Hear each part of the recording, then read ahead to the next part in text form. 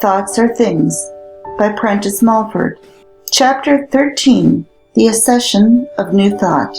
New thought is new life. When an invention, a discovery, first breaks on the inventor's mind, it fills him with joy. The blood in his veins surges with a fresher impetus. The author or poet is lifted into ecstasy of emotion by a new conception.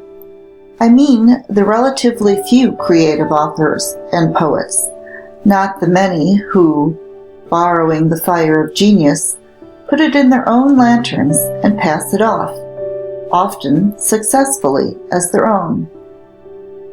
A piece of good news, as we term it in a period of gloom, depression, discouragement, possible realization of a hope, the removal of an ill or danger, is but a thought after all, is but the picture in the mind of the thing desired, is not the thing itself, yet how it brings strength to the whole body. An entertaining spectacle, a drama so perfectly acted as to absorb all one's attention, an interview with one to whom we are strongly attracted, a pursuit or exercise, or art, which interests and fascinates.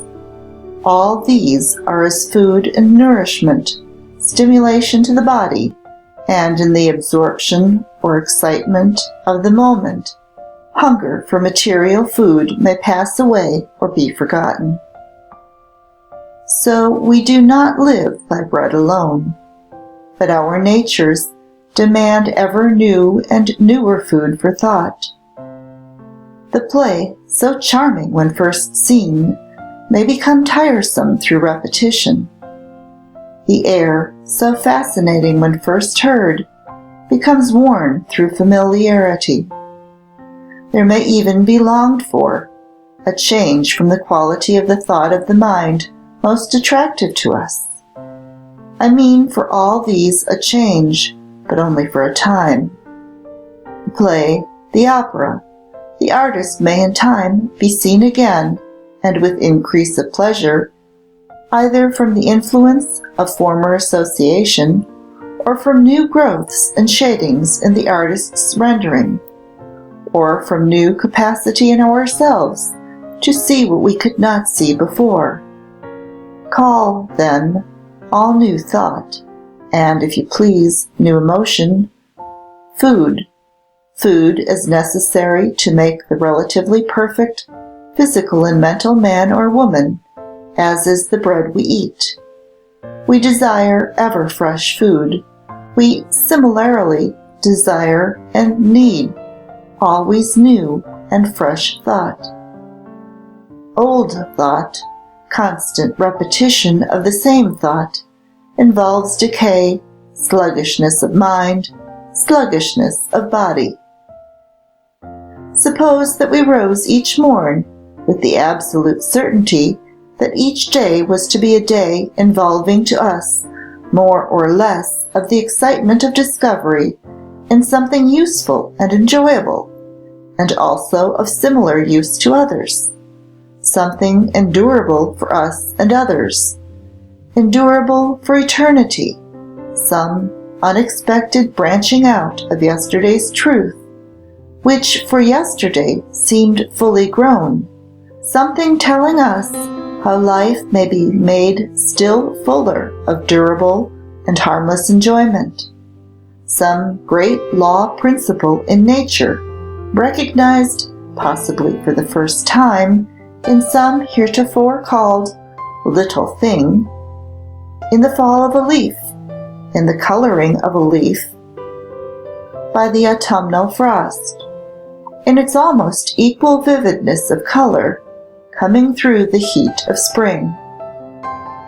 What must be the pleasure to an open and receptive mind to find today an increase of improvement in the quality, almost despaired of yesterday, an increase of patience in doing the perplexing work, an increase of courage, an increase of perception to see beauty in what yesterday it passed by with indifference, an increase of power to control unruly appetite, an increase of power to drive away unpleasant and therefore injurious thought.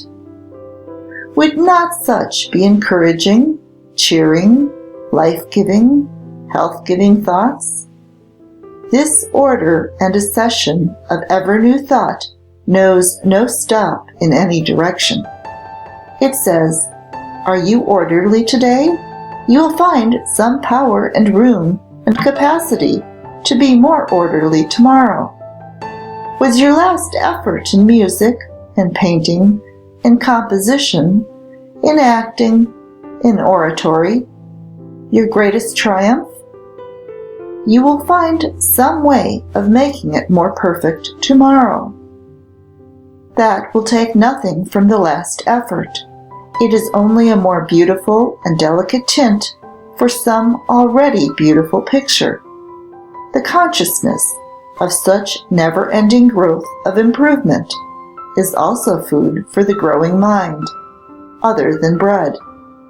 Yet it is bread. It is the bread of life, and to be desired as our daily bread. Would not also the thought each morning that a great power, an infinitely wise mind, was always ready to give more knowledge to help you through troubles from without and troubles from within? Would not such thought, and the trust begotten of it, be as food, strength, and healthy stimulation? Especially when the reality of this power and its ability to aid had been proven to you many times, so that the hope had become a conviction? Grant that new thought is healthy stimulation, and also a necessary food to a more perfected life, and the question arrives, how shall we get it? In other words, how may we attune ourselves, or how may we become more receptive to all that is beautiful and useful in nature? For in our religion, the useful always implies the beautiful. It is almost farcical to answer, "Live a pure life." That implies so much in so many cases to be done, so much of inherent tendency to be outgrown, so many difficulties to be met, so many conditions necessary for such life so difficult to make. The desire for accumulation seems a law of our natures. In its cruder working, it accumulates money. In its higher form, it would accumulate powers and qualities of mind. "I am dollars richer than I was this morning," says with satisfaction and pleasure at night the money accumulator. That pleasant thought is to him a bit of the bread of life, but not of enduring life, or, in the end, in it all healthy life. "I," may say another man at night, "am richer than I was this morning by so much more patience, by a bit more skill or dexterity in my art, by certain knowledge of which I knew nothing 24 hours ago." Are we yet fully awakened to the thought that we are receptacles for thought, and with thought knowledge, and with knowledge power, and that our capacity for receiving all these may be limitless, and that the supply of knowledge, power, new thought in the universe is limitless also, and that it is all ours to draw from, and that the bank can no more break than eternity can end? There are thousands of things, events, and scenes in your past life which it is more profitable to forget than to remember. By so forgetting, you allow entrance for new idea, which is new life. By remembering, you prevent the coming to you of such new idea and life. By forgetting, I mean that you should avoid living in unpleasant past scenes and remembrances. Absolutely to forget or wipe out completely from memory anything it has once taken note of is impossible. For everything you have seen, learned, sensed, or heard is stored away and is capable, under certain circumstances, of being brought to view again. In place of the term forgetting, it would be better to say, you should cultivate the power of driving from your mind and putting out of sight whatever makes you feel unhappy, or whatever you discover that is unprofitable to remember. It is impossible, absolutely, to wipe out anything your memory has once written on its tablets, for whatever the scene, event, or experiences may have been, it has become a part of your real self or spirit. In other words, your spirit is made up of all its experiences and consequent remembrances, extending to an infinite past.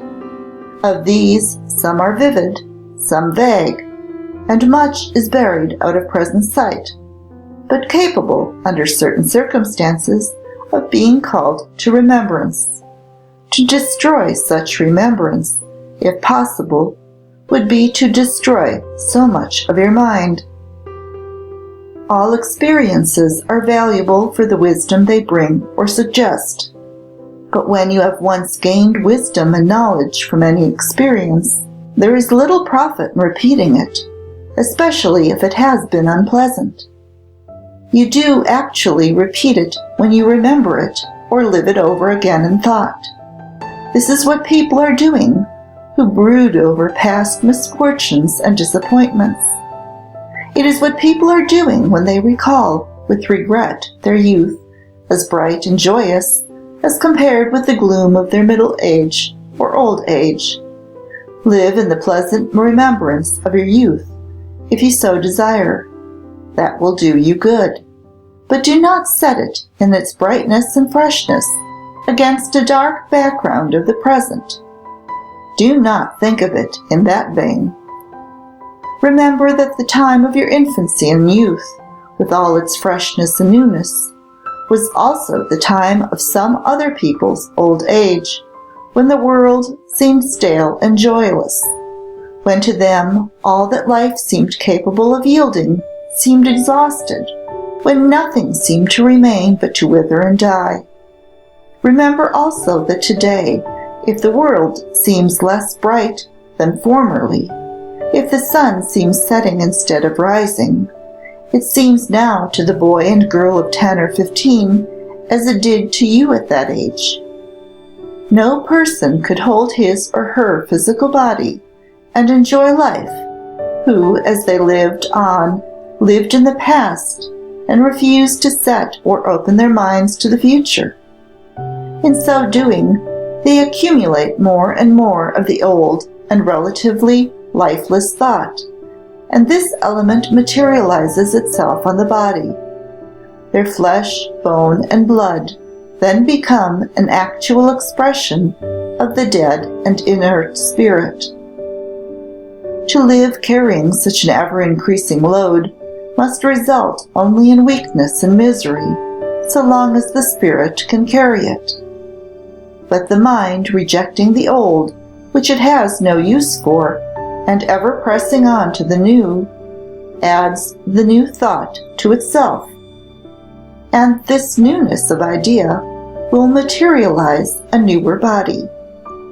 You do actually make the things before pleasant or unpleasant for you according as you think of them in advance. There is a class of people who, if in difficulties and anyone suggests a way out, instantly raise objections and find difficulties in the plan proposed. When in thought we so find difficulties, we actually make them. To lay awake nights and brood, devise, turn over, or invent possible coming troubles is force and industry ill employed in preparing the way for those troubles. In all business, we must press on in mind to the successful result.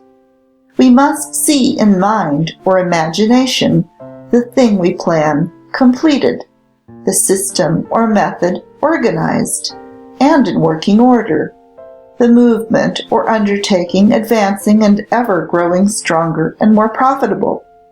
To spend time and force in looking back and living past troubles or obstacles over again, and out of such living and mental action to conjure more difficulties or oppositions, is literally to spend time and force in destroying your undertaking, or in manufacturing obstacles to put in your own way. Forgetting the things behind and pressing on to those before is a maxim having 1,000 intensely practical applications.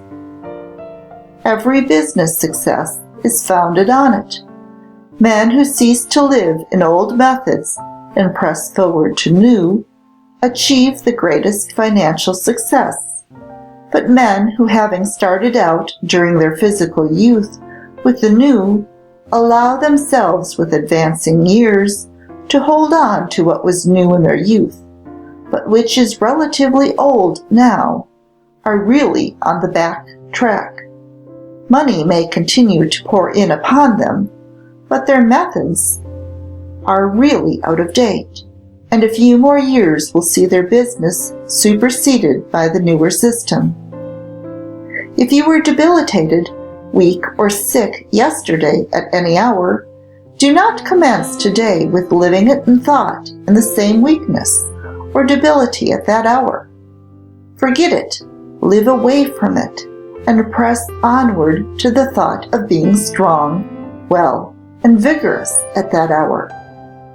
When you, in mind, look behind and live behind the thought of the sickness, weakness, or indisposition of yesterday, you are actually making the conditions for having the same physical troubles. When you, at the day's commencement in thought, look before to the new thing, the thought of health and strength at the time your lack of vigor commenced, you are making the conditions for realizing such health and strength. If it does not come the first day of such trial, try the next, and the next after that. The state you seek will come in time. Perhaps you say to me in mind, but how can you prove these assertions? They have not been realized in our time. Decay and death at last overtake all. You can commence yourself to prove them, if you experiment with any of the methods here suggested for working thought to profitable result, and you prove for yourself ever so little, you must thereby gain some faith in this law. If the law is by you proven a little, is it unreasonable to say it will prove more if followed in this direction? Unreasoning prejudices are bred out of this continual living in the past. The man of 60 or 70 often lives in moods, usages, and customs peculiar to his youth. He accepts these as the most fit and proper thing for him. He would probably regard with disfavor and prejudice the man who at his daily business should wear the knee breeches, stockings, waistcoat, ruffled shirt, and cocked hat of the 18th century. Yet such style was common 100 years ago. His great-grandfather probably wore such a suit. Yet his great-grandfather would probably have regarded, with the same disfavor and prejudice, the man dressed in the fashion of today. So a few years, relatively, have begotten these two unreasoning prejudices with the great-grandfather and the great-grandson, founded only on the fact that they were fashions peculiar to the youth of each. It is, of course, impossible for a person to fly in the face of popular custom or usage, to dress differently or, in certain ways, live differently, without bringing on him unpleasant and even injurious results. For the action of many minds, sending toward you ever the thought of prejudice, dislike, or ridicule, would tend to injure mind and body. But the sentiment which sends this kind of thought toward another, who departs from any established custom, when that person thereby affects no one's peace or comfort, is a gross error.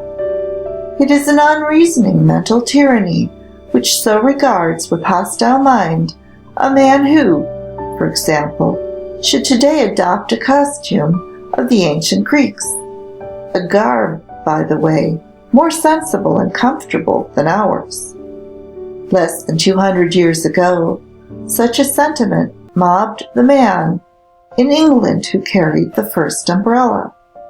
This sentiment comes of that fossilized condition of mind which persists in living in the things that are behind and averts itself from such as are before.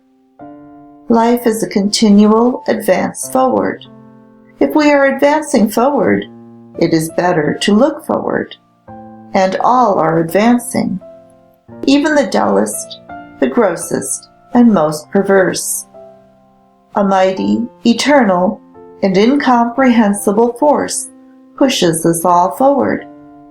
But while all are so being pushed, many linger and look back. Unconsciously, they oppose this force.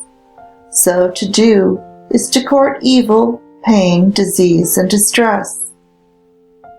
Whatever the mind is set upon, or whatever it keeps most in view, that it is bringing to it, and the continual thought or imagining must at last take form and shape in the world of seen and tangible things. I repeat this assertion often in these books and in various forms of expression, because this fact is the cornerstone of your happiness or misery, permanent health and prosperity or poverty.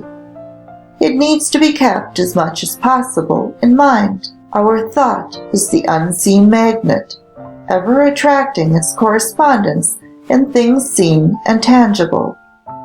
As we realize this more and more clearly, we shall become more and more careful to keep our minds set in the right direction. We shall be more and more careful to think happiness and success instead of misery and failure. It is very wonderful that the happiness or misery of our lives should be based on what seems so simple a law and method.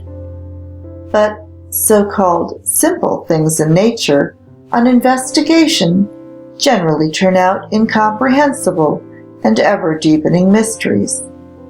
What most concerns us is to know a cause or agency that will produce a given result.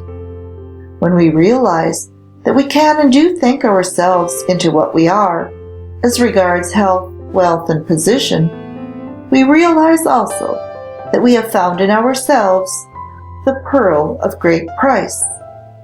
And when we hasten to tell our neighbor that he may seek and find it in himself, this pearl and power also, for no one is made poorer through his finding that which can belong to him alone, and all are made richer and happier as each finds his or her pearl, through the power it gives them to add to the general wealth and happiness. Life is fuller of possibilities for pleasure than has ever been realized. The real life means a perpetual and ever-increasing maturity. It means the preservation of the physical body, so that it can be used on this stratum of existence whenever the spirit desires to use it. It means the preservation of that body, not only free from pain and sickness, but free from the debility, weakness, and decay of what we call old age, which is in reality only the wearing out of the instrument used by the spirit for lack of knowledge to ever recuperate and regenerate it. Life means the development in us of powers and pleasures which fiction in its highest flights has never touched. It means an ever-increasing freshness, an ever-increasing perception and realization of all that is grand, wonderful, and beautiful in the universe. A constantly increasing discovery of more and more that is grand, beautiful, and wonderful, and a constantly increasing capacity for the emotional part of our natures to sense such happiness. Life is eternal in the discovery and realization of these joys. Their source is inexhaustible. Their quality and character must be unknown until they reach us. In the words of the apostolic record, "Eye hath not seen, nor ear heard, neither have entered into the heart of man the things which God hath prepared for him that love him." In so-called ordinary things, we get out of our lives and our senses but the merest fragment of the pleasure that can be made capable of giving us. Our food is capable of giving far more pleasure to the sense of taste than it may now. We do not get nearly as much pleasure from the ear and eye as they are capable of giving. With bodies more highly developed and refined, food, when taken into the stomach, should act as a healthy stimulant and give that impulse, vigor, and bounding life which it gives to the young animal. The movement of every muscle, as in walking, can be made to give pleasure through following the spiritual law, that peace of mind which passeth all understanding. Is in the future to come to many. That it has not in the past been realized is no proof that it will not be. Life, then, whether its forces are in activity or at rest, will be perpetual Elysium. But millions of our race do not look forward to such joyous possibilities at all. They have never heard of them. The great majority would not believe did they hear of them. They press on in mind to what?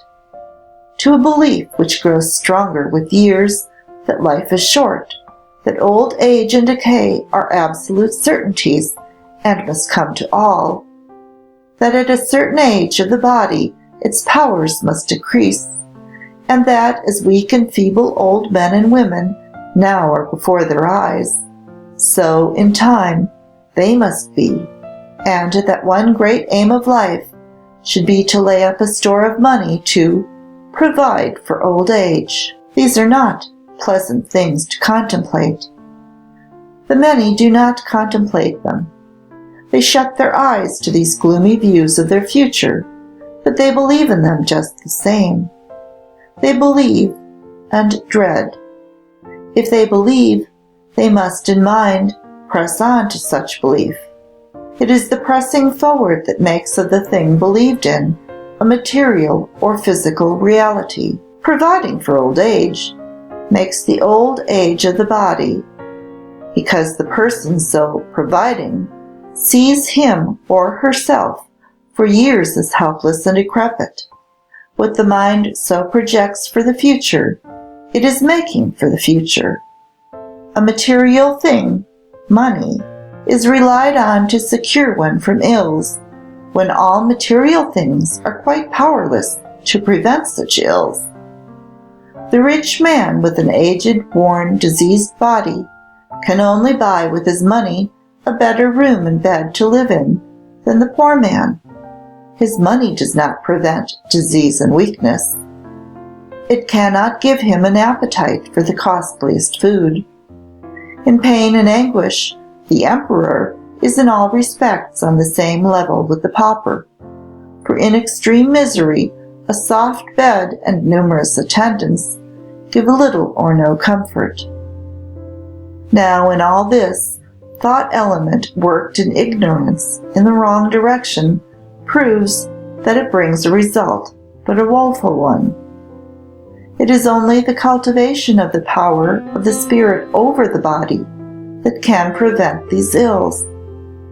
That power we first begin to cultivate and increase when we come to recognize and believe that the mind or spirit is the power governing our bodies, and that whatever mind persistently images, thinks, or imagines, it makes. Now, unconsciously, we image in the wrong direction.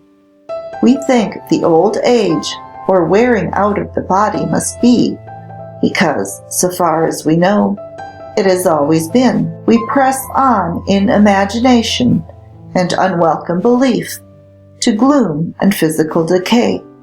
We hold these sad pictures ever in our minds. Having no faith in the brighter view, we do not look toward that view to life, and ever-increasing life. In the New Testament, the last revelation, we find the Christian and apostolic teaching full of the sentiment of life and life everlasting. Death is not argued or implied as an absolute necessity, but as an enemy, which is ultimately to be destroyed. It was never said or implied that the advent of great revelations was not to be until millions and millions of years in the future. The dawn of such advent may be now. It is now, not because of any one man's writings or assertions, but because many minds are now open to the reception of the greater revelation, which for centuries has been knocking at humanity's door, but could not enter by reason of the obtuseness and dull ear of those whom it sought to arouse and benefit. The only dead people in the universe are the spiritually dead, those dead in trespasses and sins, who have not as yet learned to forget, or rather to refuse to live in and depend on, the relatively dead or inert element of earth, instead of that drawn from a higher source. Still the few in the vanguard, pressing onward and crying out, "Why, here under our noses is the greatest of all motive powers. Why, human thought is a real element, a real force, darting out like electricity from every man's or woman's mind, injuring or relieving, killing or curing, building fortunes or tearing them down, working for good or ill, every moment, night or day, asleep or awake, carving, molding, and shaping people's faces and making them ugly or agreeable. Before you give so much of your thought to others, ask, in view of these possibilities, if some is not due to yourself. If you can build yourself up into a living power, if you can, with others, prove that physical health and vigor can take the place of old age, that all disease can be banished from the body, that material riches and necessities can come of laws and methods not now generally practiced, and that life is not the short, unsatisfactory, hopeless thing which at the best it is now, will you not to the world at large do 1,000-fold more good than if you expended your thought in feeding a few hungry mouths or relieving a few physical necessities of others? Our richest men, our rulers, our famous men in art, science, and war, our professors, our ministers, our greatest successes, what is their end? Weakness, decay, and disease. Our more thoughtful people admit that by the time they have learned something of life, it is time to die. The obituary from the living is at best an apology for the unsatisfactory ending of a human life. Mankind demands something better. That demand, that cry, has been swelling and increasing in volume for many centuries. Demand must always be answered. This demand is now being answered, first to the few, next to the many. New light, new knowledge, and new results in human life and all it involves are coming to this earth. End of Thoughts Are Things by Prentice Mulford.